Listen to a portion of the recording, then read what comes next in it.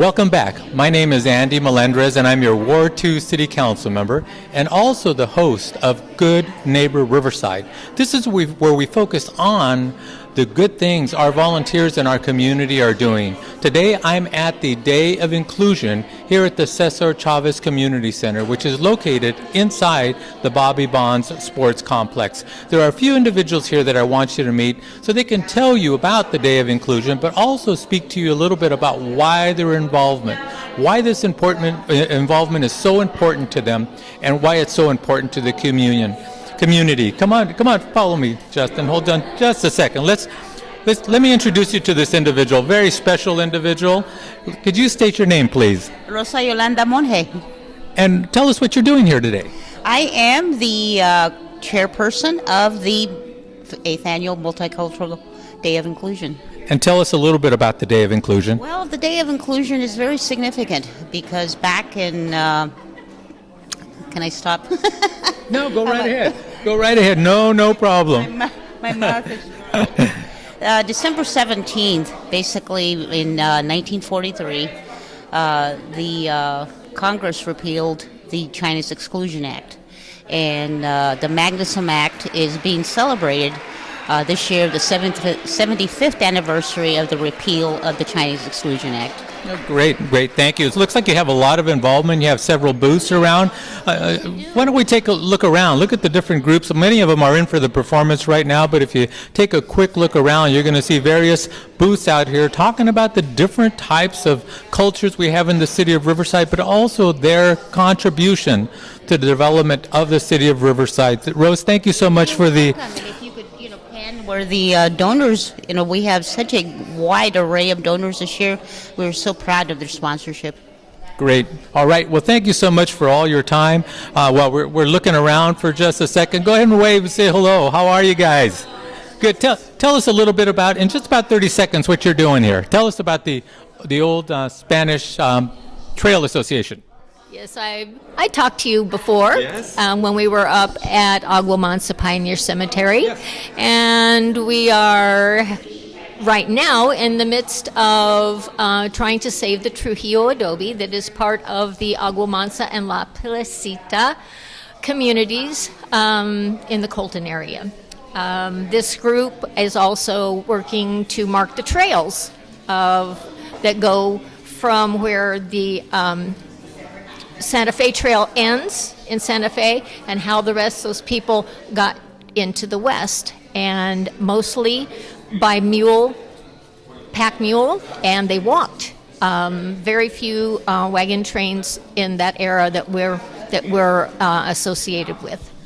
Very important because it really tells the history about how Riverside San Bernardino came to be with the settlement of the Trujillos in this area, and obviously you're with the Jensen Alvarado family, which is also a very rich family in history here in the Riverside area, but also settled a long time ago in Los Angeles and came out this way. Yes.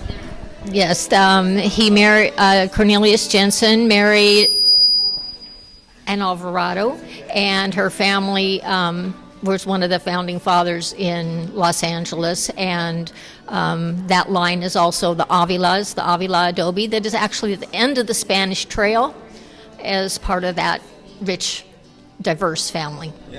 Very, very good. Thank you so much for your time, and thank you for the volunteerism.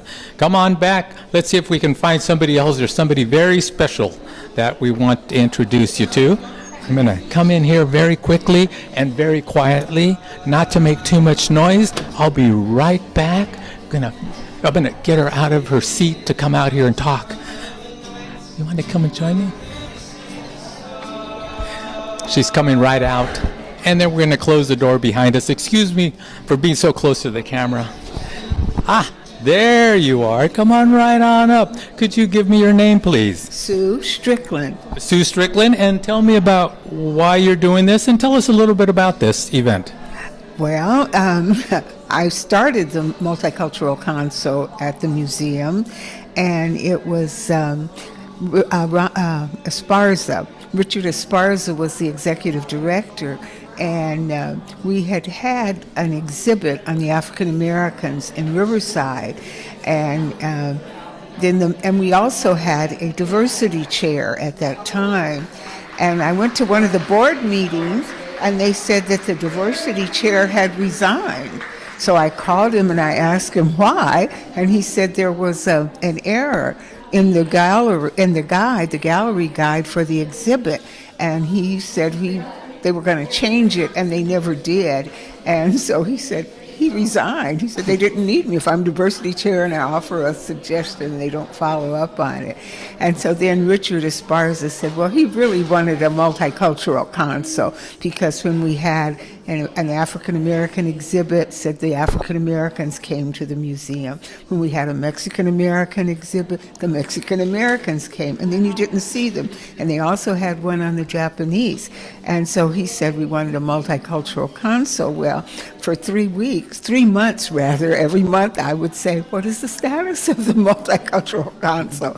And the man that was president at the time, Whiteneck was his name, and he says, well, Sue, if you want one, why don't you start it? And I did. I said, okay, I will. So Richard and I met, and we worked with the RMA, which was the Museum Associates, and that's how we got started. Yeah.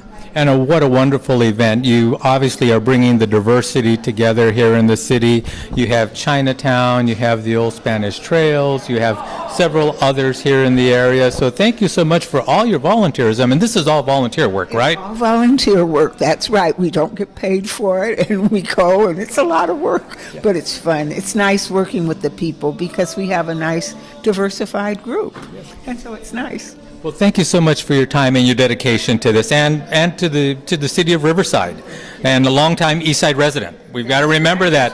Yes. Yeah. I definitely will. And let me tell you, good neighbor for many, many years. Thank you so much, Ms. Strickland. All right, thank you.